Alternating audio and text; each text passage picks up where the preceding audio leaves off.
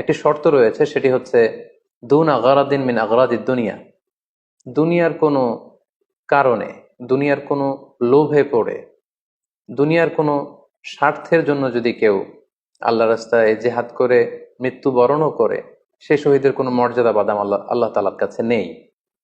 কারণ আমরা হাদিস থেকে জেনেছি অনেক শহীদ কিয়ামতের ময়দানে আল্লাহ তাআলা তাদেরকে জাহান্নামে ফেলে দিবেন। আল্লাহ বলবেন যে তুমি তো দুনিয়াতে জেহাদ করেছিলে, যে মানুষ তোমাকে বীর বলবে, মানুষ তোমাকে সাহসী বলে ঘোষণা দিবে, বাহাবা পাওয়ার জন্য তুমি জেহাদে অংশগ্রহণ করেছিলে এবং সেখানে নিহত হয়েছ।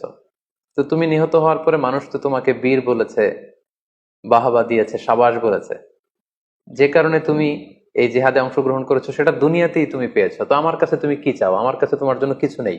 গো টু দ্য হেল ফায়ার, জাহান নামে যাও। তাকে আল্লাহ তাআলা উপর করে জাহান নামে নিক্ষেপ করবেন।